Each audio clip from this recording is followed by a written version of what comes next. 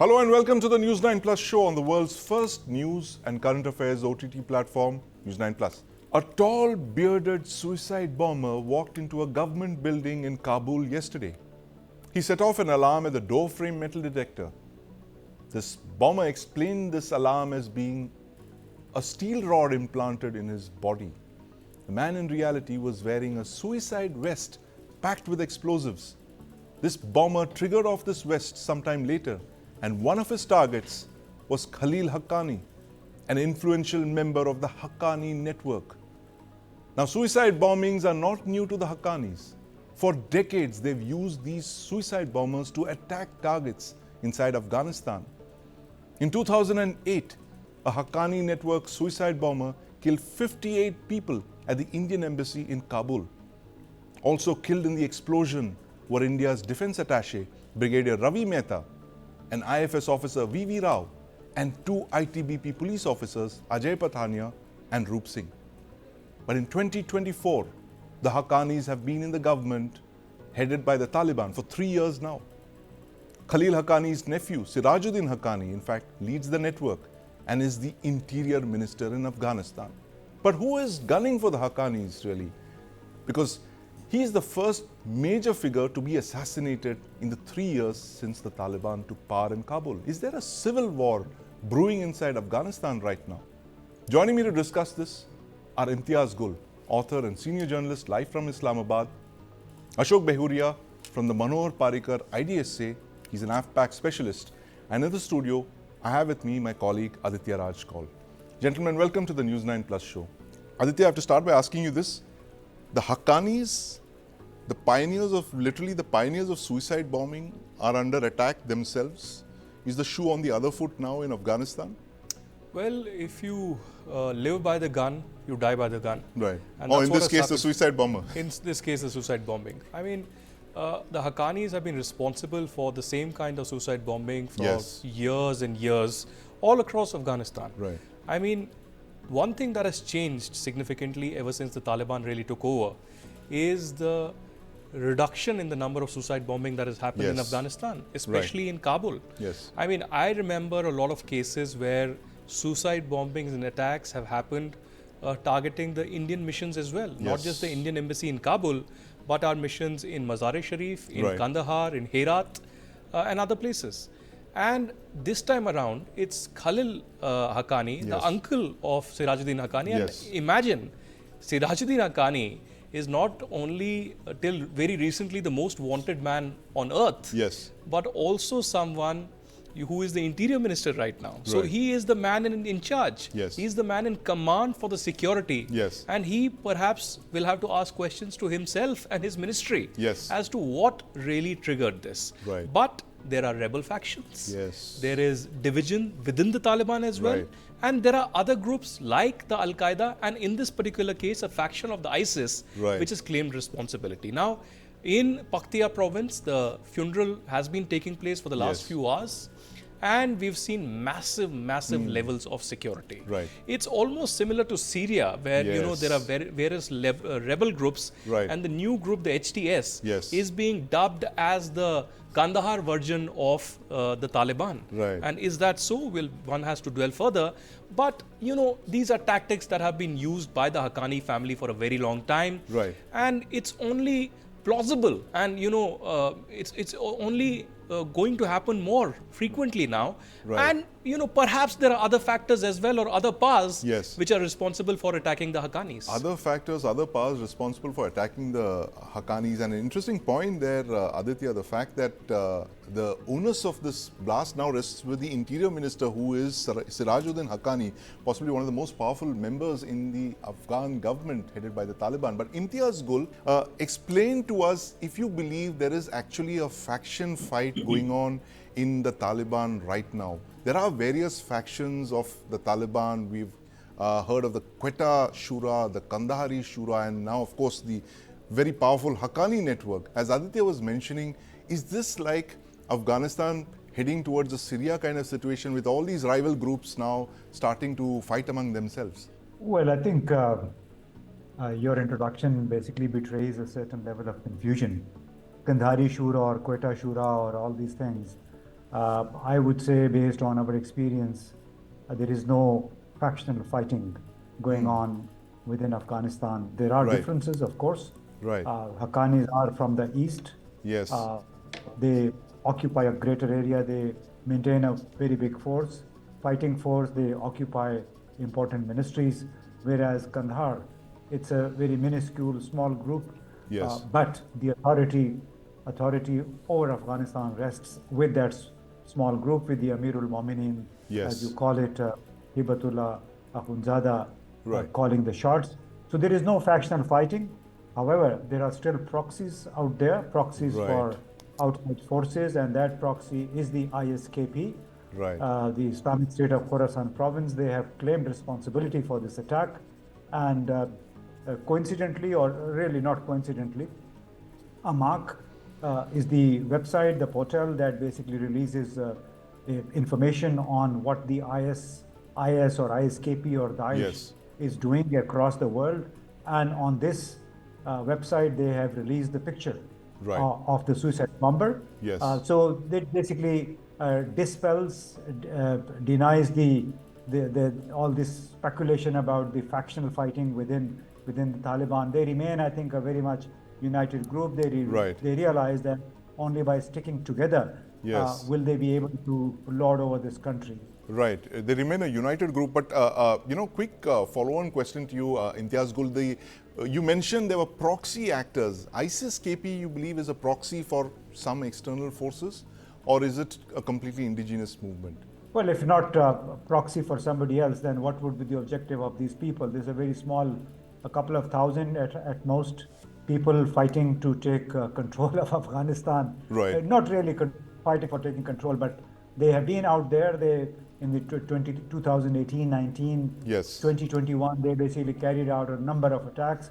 They topped actually the attacks that were carried out by the Taliban themselves. Yes. So they are definitely proxies acting on behalf of somebody to just create instability, a sense of destabilization, Right. and then also to trigger speculation on the authority of the Taliban as they look today. Right. Multiple factors at play over here, but Ashok Behuria, you are our resident AFPAC specialist at the MP IDSA. Break down for us what is going on right now. Do you believe there is some kind of faction fighting within the Taliban, or as Imtiaz Gul just said, that it is a pure case of the Taliban being terrorized by the ISIS-KP, the pattern that has been on for the last couple of years and may have fallen silent in the last few months? But give us your take on this very sensational killing of one of the Haqqani network's very influential figures. See, I will not be too complacent like Mr. Imtiaz Gul, that there is absolutely no differences between factions within the Taliban. We know that there is a Hibatullah Akhundzada faction, there is a Yes. more moderate Baradar faction, then you have the Haqqanis. And it seems that Hibatullah Akhundzada and Baradar factions, they are hanging together. And Hibatullah Akhundzada is pushing for Islamic Sharia-based system, and they are insular. They do not want to interact with the rest of the world. And quite counterintuitive report has been going on that Haqqanis, who were anti-US and US had designated many of their cadres as Yes. terrorists, they have been talking about having an inclusive system in Kabul. So there are differences. In fact, in March 2023, if I remember correctly, or October 2023, something like that, in 2023, but there was a report where it was stated that Haqqani, Sirajuddin Haqqani, Yes. had actually publicly criticized Hibatullah Akhundzada's policies, where he said that we're monopolizing power, we are not doing things right, we should be doing things differently, we should remember that we are responsible to people at the end of the day, and if it doesn't happen, there will be problem. So immediately after that, Jabiullah Mujahid came out and said that Islamic Qureshi demands that we should not be talking about like this, talking about our leader like this. We should be restrained. So Right. to say that there are no differences would be not recognizing the reality on the ground. Having said that, let me tell you that ISKP, whenever they have attacked, because Yes. in 2023 they attacked the Balkh governor, then they attacked Badakhshan deputy governor, they killed them, and they immediately claimed it. Yes. Right. But in this case, it baffles me why they haven't claimed it yet. So that gives out some suspicion that maybe there is some other forces at work.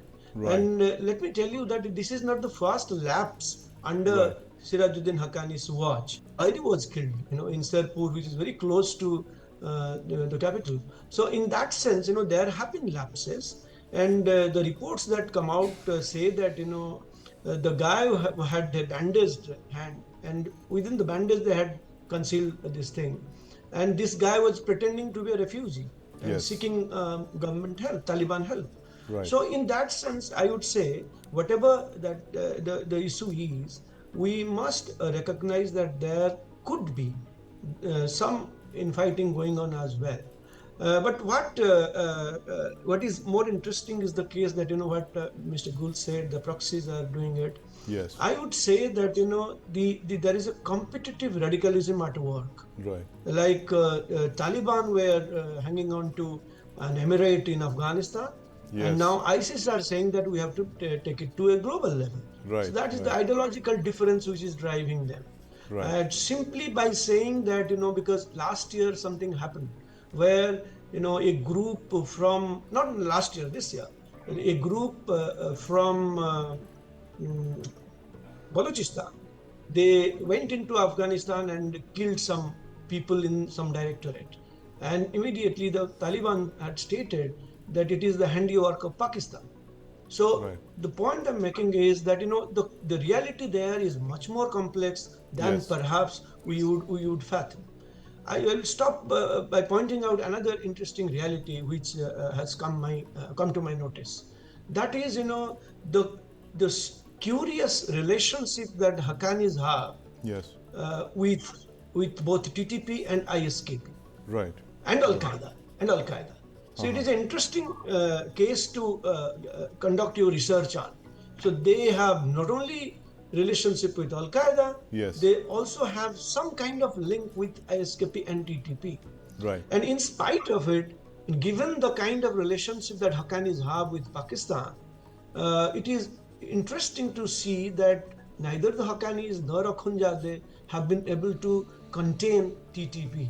Right. So that shows that the situation out there is much more radicalized than we perhaps imagine. Right. Situation is much more radicalized than we imagine. But Aditya, in the last few months, the government of India, especially the MEA, has been making a outreach to the Taliban.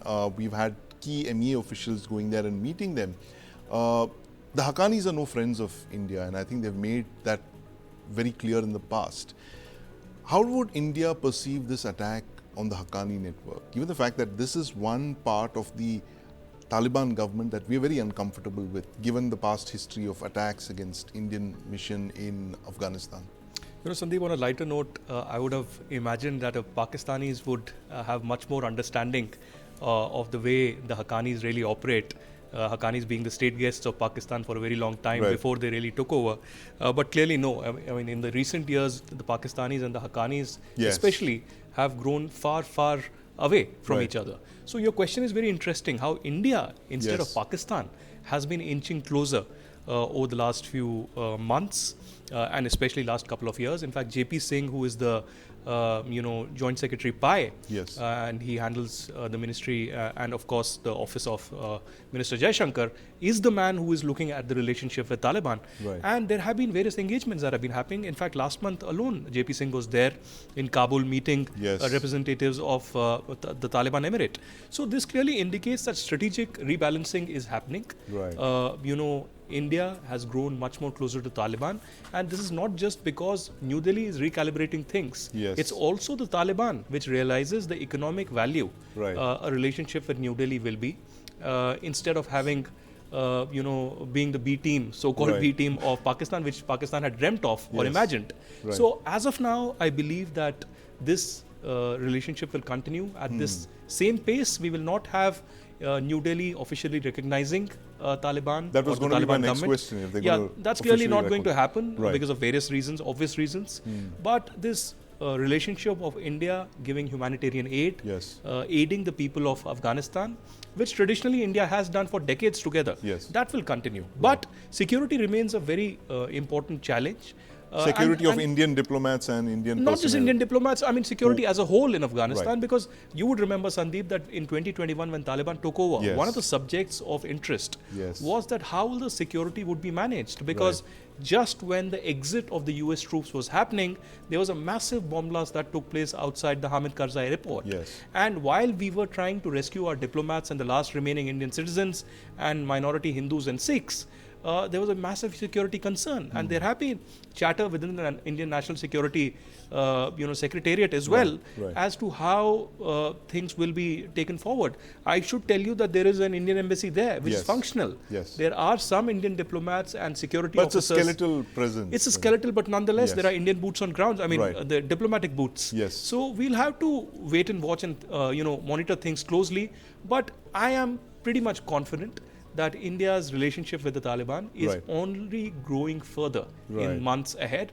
Even though security remains a challenge, but on security level also, I think Yeah. we will have some kind of an understanding or a cooperation with them. Some kind of understanding cooperation, short of a full-fledged diplomatic That's right. recognition, which I think no country in the world has recognized the Taliban till now. But let me ask Imtiaz Gul this. Imtiaz, this what Aditya mentioned, this India's outreach to Afghanistan, especially the Taliban regime over there. How is it being viewed in Islamabad, given the fact that Pakistan was supposed to have been controlling things in Afghanistan, the so-called strategic depth that we've been hearing about for decades, that didn't happen. How is the Pakistan establishment looking at this rebalancing, as Aditya said, the strategic rebalancing in New Delhi? I think every neighbor is always conscious of what is happening in the neighborhood. It's true for almost every country. This is what Pakistan is doing. Pakistan's own relations with the Afghan Taliban are not really the best at the moment because of what the TTP has been doing Yes. across the border. So that is a big challenge that remains very much potent for Pakistan, and Pakistan is primarily focused on how the Afghan Taliban are handling the TTP and whether they are ready to basically go for some sort of demonstrable action against the TTP. Our special representative was supposed to actually fly into Kabul yesterday, but because of the Khalil Haqqani's incident, I think that visit has been postponed. But I think there is a resumption of high-level contacts between the two countries, and obviously they will be conscious of of the Indian outreach to the Afghan Taliban. Obviously, everybody likes to stay in touch and updated on what the neighbor is doing with other countries. Yes, absolutely. Ashok, India's outreach to the Taliban, as Aditya mentioned, where do you see this headed? I mean, short of a full-fledged diplomatic recognition, where do you see India building bridges with the Taliban? Do you see a possible connect that we had pre-2021 being re-established in some form or the other? No, I think it is driven by our neighborhood first policy. The catch phrase is non-reciprocity. Right. And we have been doing it for years now. We are the ones who spent about $3 billion in Afghanistan between 2001 and 2021. Yes. So in that sense, we are actually doing what we have been doing since last 2 decades. So I think we have to stop looking at Afghanistan through the Pakistan lens. Right. Yes. Right. In fact, that will be really foolish of us Yes. to look at the Taliban as or Haqqanis as agents of Pakistan. Right. I will give you a contradistinction here. Yes. The distinction is, you see, I gather reports of Hindu temples being revitalized around Kabul. I have heard about Taliban facilitating transport of water from Kabul River for Ram Mandir here. It could Right. not have been possible without Haqqani's express consent. Right. So Haqqani has also changed. Okay. In fact, Haqqani is the one who is batting for inclusive government. Right. Contrary to what we would otherwise think. Right. So, secondly, you see, it's a very interesting situation emerging. Pakistan is alleging that the TTP is attacking Pakistan from across the border. Yes. The Taliban are saying the ISKP is attacking us from across the border. Right. So it is a very interesting situation emerging there. And I would say TTP today has a lot of similarity with ISKP. So that means the Pak-Af badland, that Yes. borderland, Yes. is actually controlled by these elements who enjoy the Yes. what you say, in a kind of indirect support of the Haqqanis and the Taliban together. Right. So there, I don't think there is enough difference between the Taliban and the Haqqani and the Akhundzade group. Right. So the point now is, how should India conduct itself forward? Yes. I think we should keep doing what we are good at. Right. I remember when Taliban were not in power and they were fighting the US international security forces. At that point of time in 2013, 2014, Taliban had come out with a statement that we Yes. are very happy with what Indians are doing. Very Right. grudgingly they had said it. Yes. And today they are inviting India to come and do good things out there. Right. So I think going forward, Yes. the kind of repair that we have with the Chinese at the moment, and the kind Yes. of relationship that we have with the Russians and the Americans, Right. we are in a good position to bring in investment to Afghanistan and Yes. rebuild Afghanistan. And there, I think India can take a leadership role, and that is the way forward. We Yeah. should not only be helping ourselves, but we should also enable an international coalition of forces to rebuild Afghanistan. Yes. And this is not to ensure that the Taliban are strengthened, Right. but to ensure that the people of Afghanistan get their due. They have been in the war for a long period. I only hope that this killing of Khalil Rahman has got nothing to do with the conspiracy theories that we hear about. There are Yes. two major conspiracy theories which are in the works. Yeah. The one is, the Americans had designated him as a terrorist, so Americans might have done Yeah. something on that. Right. And the other thing is that Pakistan was for long, requesting the Haqqanis and Akhundzade to rein in the TTP. Yes. And now perhaps they have done, or they have, allowed something by omission or commission to happen, which will actually force the Haqqanis to go after the TTP. Right, So these are- absolutely. Very interesting conspiracy theories, smoke and mirrors, and the AFPAC Badlands, as you said, Ashok Behuria. But we're completely out of time here. Thank you very much for joining us, Imtiaz Gul, Ashok Behuria, and of course my colleague Aditya Raj Kaul. As we are talking about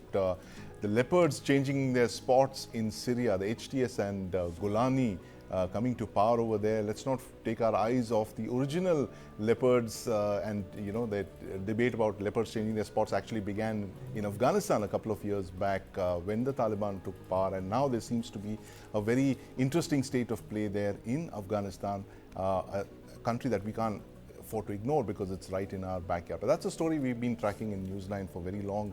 Continue to watch us as we play out the AFPAC story and the Badlands. Thank you very much. A new report from Canada highlights how China learned from how Sikh leaders applied voter pressure on Canadian Prime Minister Justin Trudeau. This report by the Chinese set the blueprint for how the Chinese diaspora could learn from what the Khalistanis had been doing in Canada. Now, this story was broken by a Canadian website, The Bureau. Now, this website, The Bureau, accessed the WeChat account of the All China Federation of Returned Overseas Chinese, or ACFROC. This is important because this year, the Canadian government has established a public inquiry into foreign interference, these allegations that China and India interfered in Canada's elections in 2019 and 2021. Now, the first report of this commission, as released this year, called the Foreign Interference a Stain on the two elections, and that interestingly, China was the main perpetrator of this interference. Joining me to discuss the state of play in Canada and these allegations of foreign interference are Indo-Canadian blogger Kushal Mehra, Ambassador Manju Seth, former Indian diplomat, and Dr. Tilak Jha. Kushal, break down for us what exactly is going on in Canada right now. This turmoil that Canada has been thrown in with these allegations of foreign interference, where clearly report after report mentions that the Chinese have been interfering in at least 2 elections, and the Trudeau government is trying to distract attention away from these very grievous allegations by pinning the blame on India. Tell us what's going on there right now. Well, first of all, thank you for having me over, Sandeep. As far as the Canadian political parlance is concerned, we have to be very careful when we keep talking about the word foreign interference itself, because Canada is now gone into the unique category of non-serious countries, in my opinion, and it breaks my heart as I say that, because I actually am very fond of that country. Yes, yes. I like Canada. I love living there half of the year, and I love living in India half of the year. Yeah, but I mean, Kushal, Donald Trump just called it the 51st state of the United States, and Justin Trudeau, the Governor General of the 51st state of this thing. I mean, you're right. In a sense, Canada seems to have dropped into the non-serious category. But I mean, there's serious, repercussions for India's foreign policy, given the kind of bile and, mudslinging that comes our way from Canada of all countries. But yeah, please continue. Yeah, so foreign interference is a terminology that has been, I like to use this word. The story of Canada is death by 1,000 acronyms, right? Yes. By the time you figure out 2 acronyms, they will throw 3 more at you. By the time you figure all 5 of them, they have 100 ready for you. Right. So it's terminological terrorism that Canada is an expert at. The Canadians, you have to see, Canada is when California goes on steroids. That's what Canada is. Right. So Canada is a version of California. So they are very woke in their terminologies. Yes. They're very woke in their looking. So you have to break Canada down from that point of view. Right. When you understand Canada is California on steroids, everything falls in place. Right. So for them, this is very normal what they're doing. They and the Chinese interference, Sandeep, has been going on for a long time. Yes. And I have to give, I have to take some credit here. 3 years ago, it was the great Indo-Canadian journalist, Balraj Dale, on my very podcast, had broken this and had said, Bhaiya, they have learned from the Khalistanis. It was the Khalistanis who started it in the 1980s. Who when set they the found trend. the loopholes. Absolutely. Yes. Yeah. So, Balraj sir has been talking about this for the longest time. He's like, the Chinese learned from the Khalistanis, and I'm glad that the Chinese have openly admitted it. So Sam Cooper has been covering this bit for a while. Listen, the Chinese interference in Canada is very serious. Yes. There are 41 members of parliament, allegedly, that the Chinese were targeting to put in the parliament. They succeeded in around 20% of them. That is around 8 to 9 members of parliament actually got in that were actually going to do literally what the Chinese want. The reason they keep doing the Indian thing is because it's the perfect smokescreen to take attention away from Justin Trudeau's failure. But Sandeep, we need to ask the question to the Canadians. Have you ever applied for a Canadian visa, if you don't mind me asking? Have you ever applied for a tourist visa or something like that? Okay, so this is what you have to do when you apply for a Canadian visa, Sandeep. Right. I had to give my entire bank account statement of 3 years for applying for a Canadian tourist visa. I am a permanent resident now, but before that, when I used to go, to travel, you have to give 3 years of your bank account statements. You have to give some reservations that you're making over there. You have to give income tax returns. You have to give property documents. They literally take everything from you. Yes. And they have a problem when India, for its own territorial integrity, tells a Khalistani to say, you will not do anything that will harm India. I mean, Canada has no locus standi. Honestly, as an Indo-Canadian, I find it borderline embarrassing now that I have to come on national television and defend the indefensible. There is no defense of this. It's like, abhi main apna muh kidhar chupau is my situation. Like, where do I hide my face now?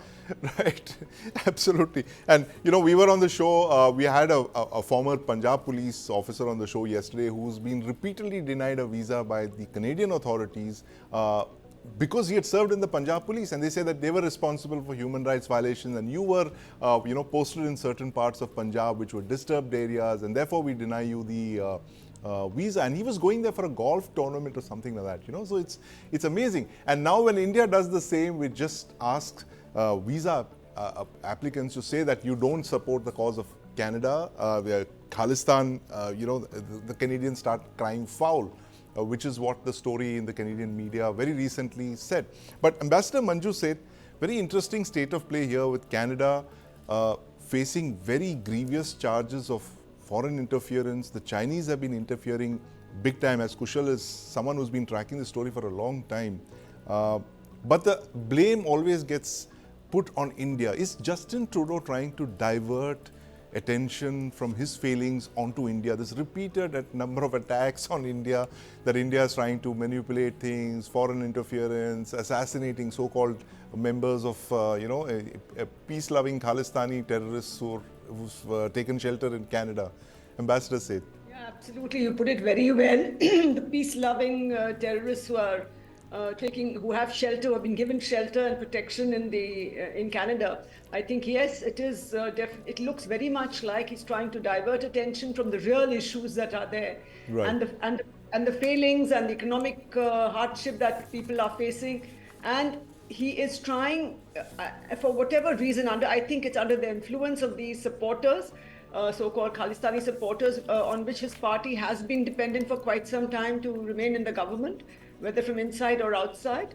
But I think what he seems to not understand is that, or accept maybe, that even, these Khalistanis are not going to stand by him. They're standing by themselves, for themselves. Right. From what I could see, and I also saw, I don't know if it was a fake video or a real video, showing that a group of these Khalistani supporters were saying, in which part of Canada, I'm not sure, saying Canada belongs to us and the white man should go from here, this is our land.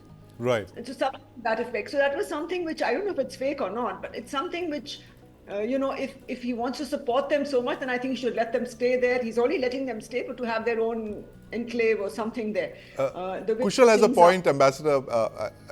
Ambassador Kushal Mehra wanted to just No, I just wanted to back the ambassador. Yeah. Ambassador, it is absolutely real. It was in a Nagar Kirtan. What happened was this guy was shooting, Indi Johal hai uska naam, and he was just shooting a TikTok and he was talking in Punjabi, and there was so his version of the story, I'm just giving you the entire version, was a bunch of racists came and started abusing him. Right. As you know, right now, mass immigration is a giant problem in Canada. Yes. And then in response to them said, you white people, his words, not mine. And, and yes, he did that. You white people, he purposely made people into people. Right. You go back, this is our country. So I'm just giving you the entire context. Right. It was not a fake video. A lot of Khalistanis have tried to spin it around, and especially Khalistani adjacent media sites. They just did a hit job on me recently. They accused me of being part of a protest where I was not even present physically. Right. So they are known to spin things around. I just wanted to back Ambassador, nothing else. Yeah, absolutely, Kushal. But serious threats to Canada's sovereignty, because President Trump has also claimed Canada as the 51st state, as we were just discussing, and called Justin Trudeau the governor of the 51st state, and that's a running joke there. It's the second time that he's cracked that. So I mean, I thought, Ambassador, that it was actually a fake comment. Somebody had manufactured a comment attributing it to Donald Trump and put it out there on social media. It's hard to believe but the way things are going in Canada, it's you can't tell truth from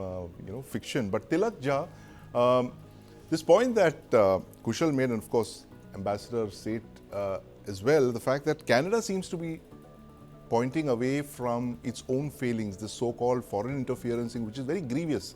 The kind of reports that are piling up of the Chinese literally influencing members of parliament to create this pro-China nexus within the Canadian government. Is Justin Trudeau trying to buy time for him and his government? We have to also put in the context that if you see the Chinese and the Canadian issue, this has been going on for quite some time now. The Chinese have a situation in Xinjiang and Uyghur minority, the way it is treated, they are treated in China. And Canadians have been at the forefront of criticizing them. Yes. At the same time, they also have issues related to Huawei and 5G networks and others. So I think we have to understand this in context. And also at the same time, I think we also remember, if you go back to the year 2021, when there was this conservative MP, Kenny Chiu, who brought in a bill called Foreign Influence Registry Act, which was famous as Bill C-282. I mean, so these have been there where they have been trying to sort of target Canadian politicians and Canadian stakeholders who possibly are playing a role for supporting China's geopolitical thing. Yes. And at the same time, I think we also have to understand that the Chinese are somebody who are into geopolitics very much. Right. They are in the geopolitics to the extent that they had this something called Operation Fox Hunt. Yes. It was a global covert operations which was conducted by Beijing. There is absolutely no hiding on that point. And they have been trying to sort of threaten and repatriate Chinese dissidents to mainland China, and they have been trying to do it all over the world, including in Western countries. That's where the biggest amount of this operation has been at its top, because that's where the technology remains. That's where the Chinese have been trying to sort of get an edge. So I think when this debate came up, I think the first thing that came to my mind that this was not something new. This has been going on for quite some time. There are a significant number of Chinese, 1.7 million to be precise, yes. and they, compared to the number of Indians, of course, their influence is relatively far less significant. That's something that's true for most of the other Western countries as well, where Indian minorities, Indian immigrants, even with less number of population, their participation comes across as a much forthright. They're all at the forefront of it. Right. So I think behind this clutter, what we also see is that Trudeau's insecurity, and of course the Chinese insecurity. We also have to bring in this context the gentleman called Donald Trump, yes. who is just across the border. There are new situations emerging. He is going to target China for sure, and here we are witnessing another development in Canada in terms of elections coming, Trudeau's vulnerability, and of course the India and Khalistan issue. So right. Trudeau is, these agendas are guided by domestic politics to a great extent. Absolutely. Absolutely no doubt about that. But I think one major casualty that has been amid all this debate is that no country, either Russia or China or Canada or even America, any of these countries are not really thinking of the world as in the way they used to and the way they should be doing geopolitics. Their domestic considerations are sort of setting their international agenda. This is such a beautiful state. We want to be absolutely very inward-looking countries there. But Kushal, what are Justin Trudeau's compulsions right now? Jan 20th is approaching. It's just a little over a month away. So are you going to be applying for a US visa the next time you want to visit Canada? Or you know what the running joke in Canada is? That, man, I wish Trump gets it, because every Canadian worth their weight in gold eventually end up in America anyways. Look at all the famous Canadians, right? Yes. How many people know that? Jim Carrey. Jim Carrey. William Shatner. So many. Like Bryan Adams, all of us. Mariah Carey. 80s. Yeah. Oh, so many Canadians, man. Yes. So many Canadians. So imagine every Canadian must be like, go Donald, go. I'm just kidding. Right. The old stock Canadians are actually pretty patriotic, and they will push back if Donald Trump does that. But listen, the biggest problem is Prime Minister Justin Trudeau has an epistemic problem. Yes. In 2017, to an interview given to the New York magazine, he said Canada is a post-national state. Right. You tell me, is the post-national state going to have these problems or not? Where you have ghettoization, where police videos are being made in Punjabi. Listen, I'm an ethnic Punjabi. Right. All right, I love my language. I'll speak Punjabi in India or with my relatives in Canada. I don't want the Canadian police to stop speaking in English and address me in Punjabi. I find that deeply condescending, but that's what Justin Trudeau's post-national state has done to Canada. And foreign interference, mark my words, is just a convenient tool of the Canadian terminological terrorism that confuses you so much. Listen, what foreign interference? India has a right to stop people from coming to India. Canada rejects 20 times more visas than India rejects. Exactly. So it's ridiculous. So you have to laugh it off, but at the same time, I repeat, remember this, post-national state. This is what happens when you are a post-national state. This is what happens when you're a post-national state, indeed. And, Kushal, I must quickly add that a lot of people are secretly delighted that the MEA had been working so hard to keep all these elements out of India. And here we were debating, look, they're not doing anything, they're silent spectators, and there is this Khalistan terror and all that. And you've also suggested in the past, cancelling OCI cards. For all these, activists, so-called Canadian Khalistani sympathizers. But Ambassador said, you're looking at Canada that's in a phase of terminological terrorism. It's a post-national state. All of these things that Kushal has been piling onto Justin Trudeau's plate. How does the MEA literally respond to this? Do you think what we're doing is the right thing? Is there tougher measures that are called for? Like, for instance, cancelling OCI cards or something like that for all of these people who have families back home who would like to visit them? Absolutely, I think we have to do that. If there's no option left but to cancel OCI cards, if this is their attitude. But it doesn't mean that all Sikhs or all of them are in the same category. There are some who are patently, speaking about Khalistan, about establishing. Absolutely. Yes. So for those people, and even they've been burning the flag and all kinds of activities which are absolutely against the interest of India. So against those people, because they can be identified, there are many videos of all these people, and they can be identified. So there's definitely, I think, the OCI cards should be cancelled. So that will be one good signal to them that they can't do what they like and still have their sort of ease of travel and coming to India and meeting family, etc. So I think that will be a very strong message. And for as far as the Trudeau government is concerned, I think we've tried to put pressure. We've already brought down our diplomatic engagement, and our bilateral engagement has been affected quite badly. And we no longer have our High Commissioner there. So I think already we have taken some measures, but yes, OCI cards for these people particularly, to prevent them from coming into India, will send a message to them that it's not business as usual and they can't do what they like and still have the facilities and have the privilege of traveling to India at whim.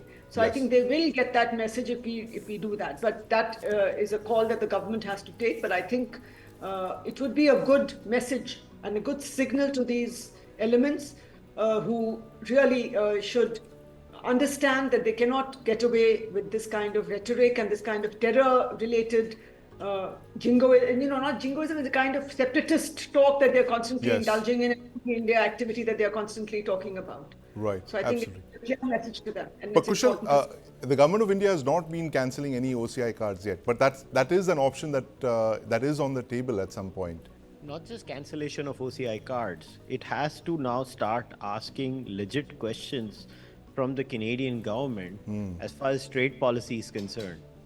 I want to remind each and every one of you, I don't remember the exact year, but in the year 2021 or 22, the Municipal Corporation of Brampton had passed a motion condemning the suppression of the farmers in India and giving its support to the farmers' movement. Canada loves to talk about foreign interference. Imagine this scenario. The Brihan Mumbai Municipal Corporation, BMC, my lovely city, if they pass a motion about what's happening in Canada and a Canadian policy, would the Canadians like it? This is foreign interference. It's actually Canada that interferes in Indian foreign policy. It's actually Canada that exports Khalistani terrorists now. See, India no longer has a Khalistan problem. And when I say no longer has a Khalistan problem, I mean it's statistically insignificant. Are there Khalistanis? Yes, but it's statistically insignificant. Canada, Sandeep, I have lived there. I do live there. I say this with full responsibility. India should be worried about what Canada and Canadian Khalistanis intend to do in Punjab. And if India does not get its act together, cancel OCIs, stop trade, pressurize them where they are not, we will pay for it dearly in Punjab. And I say this as an ethnic Punjabi, albeit being born and raised in Mumbai. I still love where my ancestors came from. And I'm really worried about Punjab and its security, and Canada is an active threat to that place. Absolutely, and well put, Kushal. The fact that Canada, I mean, who would have imagined Canada? One thought that all this was in the past, in the 1980s, when there is evidence that they were in contact, in cahoots even, with certain members who bombed Kanishka in 1985. And in 2024, it's taken a far, far worse turn, as you've just outlined, as Ambassador Seth and Tilak Jha have been telling us. Trudeau's smokescreen, what lies behind that are issues that are of grave concern to the sovereignty of India. But thank you very much for joining us today, Ambassador Manju Seth, Kushal Mehra, and of course Dr. Tilak Jha.